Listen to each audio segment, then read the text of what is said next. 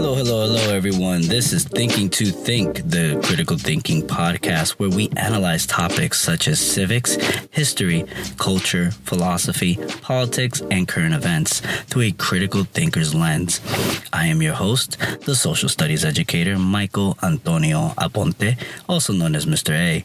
Every Sunday, we will have a new episode within these topics, as well as occasional special guests and recorded lectures with my students. So please subscribe, share, listen, and let's build a critical thinking society together.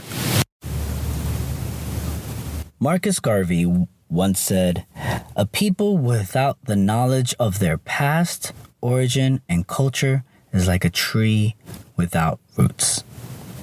In today's episode, I want to talk about general history, the lifeblood of societies. Now, common history unites a group of people to form civil societies. Therefore, it almost feels like a crime when it's changed due to perspectives or special interests.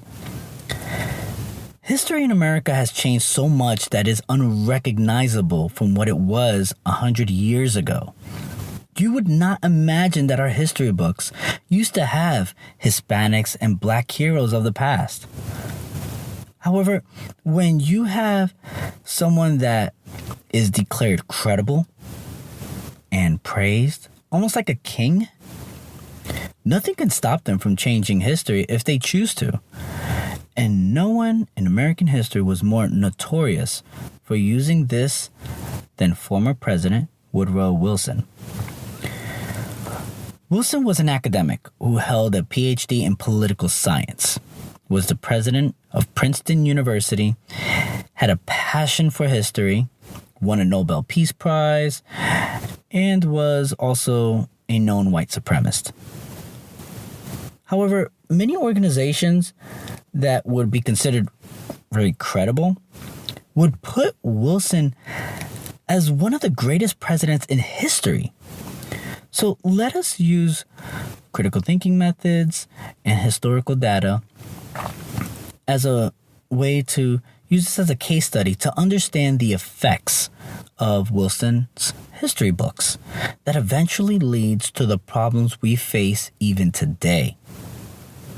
And our best place to start is the beginning. We need to observe Wilson's youth and the political climate of that time, because your experience in your youth, in your life, eventually will affect your moral values. Prior to becoming president of the United States, Thomas Woodrow Wilson, referred to his friends as Tommy, was a son of a preacher who supported the Confederates during the Civil War. Wilson grew up as a sympathizer because of it. And I have to say, but history will also suggest he hated war. How can the two contradict? Well, it can be as simple as someone supporting a cause, but not the violence, or it can be a simple change in rhetoric to make you look sympathetic. Nevertheless, history is written by the victors, and it was said in our history, currently, that Woodrow's father, Joseph Ruggles Wilson, used his church as a triage for wounded Confederates. So maybe the violence was a bit too much. But I digress. The drive... Now, we're looking at the time frame now. And the events, the political events. The drive to reunite the country during the end of the Civil War was so high that the Republicans, which was originally created as the Anti-Slavery Party, compromised to bring the Democrats back into the fold. Moreover, Abraham Lincoln chose Democrats. He had two different vice presidents and in both his terms, chose Democrats as his vice president to show the country he was trying to reunite the Union. And I must elaborate with this side note. Lincoln, regardless of what you may have heard from propaganda or false historians, especially the ones that state a truth, quote unquote truth, without the facts or ability to give primary sources to support that truth, did not like slavery, never owned slaves, and wanted equality for all. Furthermore, the Civil War was foremost about slavery. To prove my point, in the Declaration of the Immediate Causes which induce and justify the cession of South Carolina from the Federal Union. This is the official document stating they're separating from the Union. In South Carolina, they mention the word slave 18 times. Georgia's declaration mentioned the term slave 35 times. Mississippi's declaration mentioned the term slave 7 times. Texas declaration mentioned the term slave 22 times. Virginia, although a slaveholding state, mentioned the term slave once. Now, you can see these copies of these documents online, the Congressional Library, which totally debunks the truth people who want to spread anger and hate will tell you, or try to convince you. And the reason I point this side note out is because upon Lincoln's assassination, Democrat Vice President by the name of Andrew Johnson assumed the presidency. Remember, Johnson was also sympathized to the South. He was a Democrat. And this complicated the progress for our country, who, like Lincoln, wanted equal rights and opportunities for all Americans. Now, Johnson took office after Lincoln's untimely death, which halted much of the progress. Republicans, now the majority of Congress, were the only group that can hold off the executive branch. But only so much can be done within Congress without the support of the executive branch, and vice versa. And I have to add, this is the perfect example of separation of powers and checks and balances within the United States. Johnson maintained his anti-abolitionist stance and gave enough power back to the Democrats prior to his leave of office. Now, former slave owners from the South were able to not only begin enforcing terrible local laws, which we now know as Jim Crow laws, but were able to create a domestic terrorist organization known as the Ku Klux Klan, KKK. The intent of the KKK was to militarily support the Democratic Party and subdue through fear or kill blacks and known Southern Republicans. This power grab of the KKK began with the rise of the former slaves becoming an educated, rapid force in politics and economics. Now, I want you to imagine this. Now, close your eyes and think about this. One day, you're a slave. You're getting beaten, forced to do extreme manual labor. And the next day, you can go where you please because you are free. And imagine the idea you can choose your next president and local representative thanks to the 13th Amendment. This was a big issue for the KKK.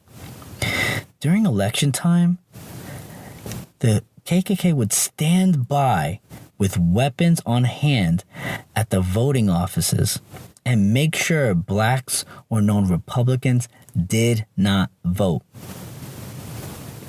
Furthermore, if they knew you were Republican, regardless of race, you would be forced off the line or killed. This use of voter suppression slowly gave back congressional power to the Democratic Party. after the Civil War. But this time had to face, thanks to the Electoral College, Republican President Grant, a former Union general who fought back the KKK with federal laws, the military, and mass arrests. However, separation of powers goes both ways, and Grant can only do so much as president, especially when the House of Representatives majority were Democrats. And during the next election, blacks and Southern Republicans began carrying guns to make sure they had an opportunity to vote. And this eventually leads to Democrats opposing gun rights that we see today. Now that you understand the context of political ideologies and the politics of that time, we can look at Woodrow Wilson. President Wilson was also known as our academic president. Remember, he was a professor and was president of Princeton University. Prior to his election, he wrote a series of history books, which became the standard for history education. The problem with his books, he intentionally removed almost all blacks and Hispanics while creating a supremacy of the white race. Drawings of people of color within the textbooks looked as if they were cartoons of monkeys in clothing. History books prior to Wilson included some of these names that I'm about to mention and their accomplishments. And it's not and the list doesn't include everyone, so I don't have it, honestly, the episode would be too long for me to mention. But here's a few. Lemuel Haynes, the first African American minister, ordained in the United States and a veteran of the Revolutionary Army. Richard Allen, a former slave who was given the opportunity to buy his freedom after the slave owner converted to Methodist, opened up the first independent black church in 1794 and worked to upgrade the social status of the black community, organizing Sabbath schools to teach literacy and promoting national organizations to develop political strategies. Then Absalom Jones, I could be saying his first name wrong, but he created the Free African Society, the anti-slavery movement organization with Richard Allen. Crispus Attucks, a Native American and African, so he was mixed, who was the first person killed in the American Revolution during the Boston Massacre. Admiral David Farragut, a Hispanic admiral in the United States Navy during the Civil War, and was considered by General Grant as his right-hand man.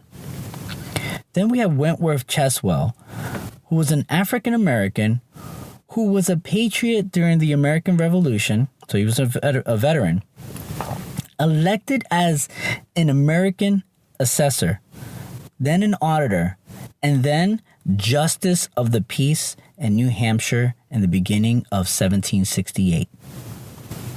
Not many people know that at 1768, we already had an elected Justice of the Peace that was black. And then we have Bass Reeves.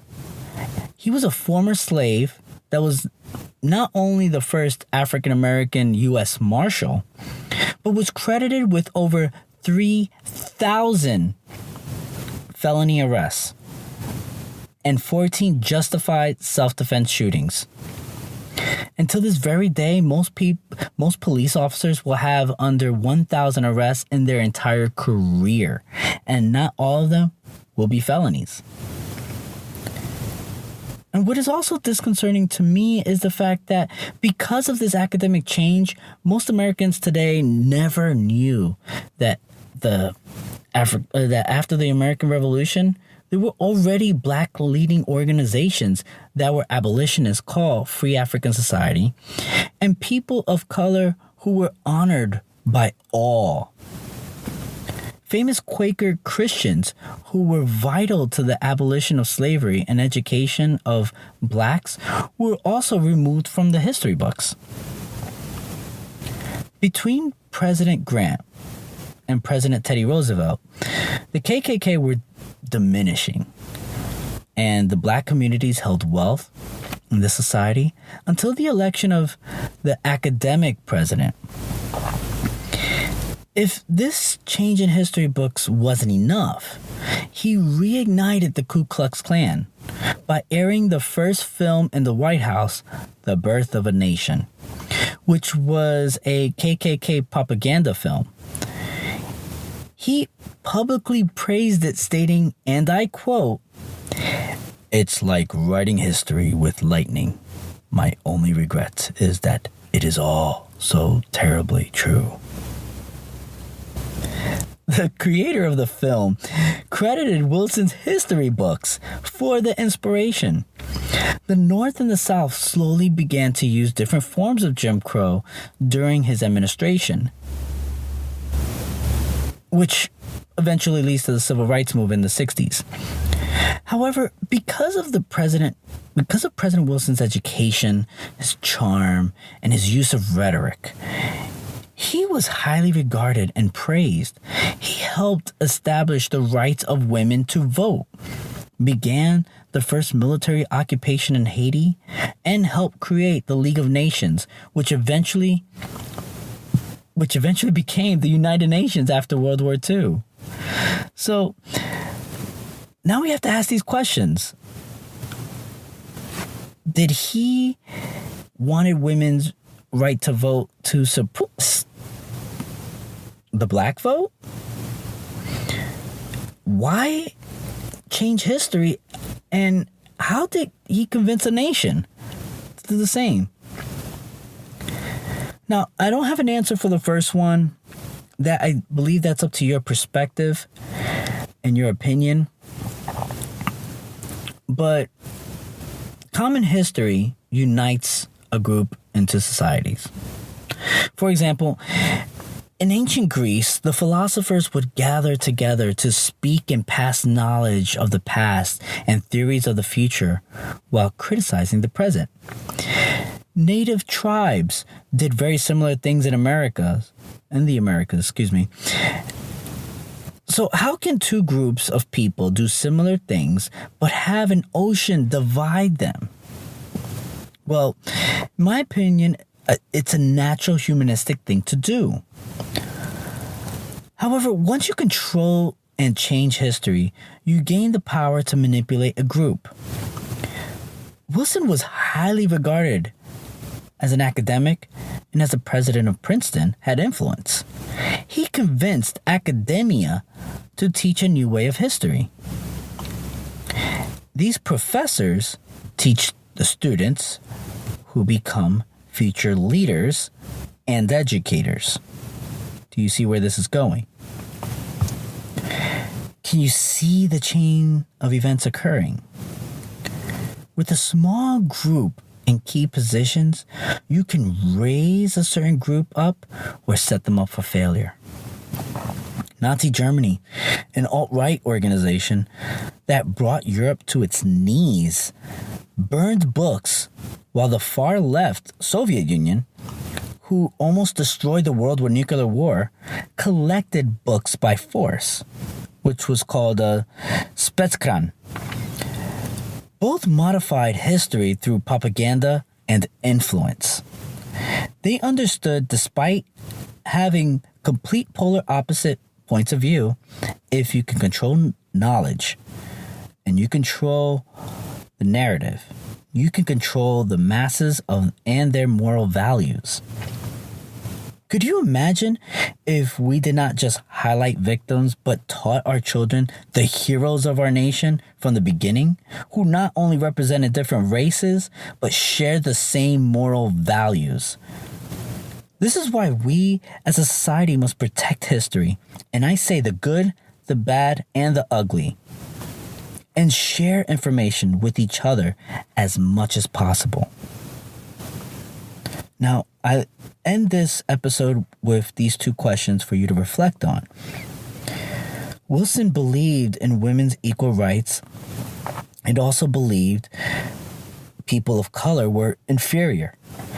He changed the common history that different races in America shared and yet helped end World War I. And based on this knowledge, what is your personal evaluation of President Wilson? And if we remove historical figures that have done things we find unethical or immoral, how can we learn from unethical actions from the past? Thanks for listening to Thinking to Think with Mr. A. If you like our show and want to know more, check out my website in the description, or please leave us a review on iTunes, Spotify, whichever platform you heard this episode. Please do not forget to share and spread the word. Join us next week where we will continue the fight to build a critical thinking society. Thank you and have a beautiful week.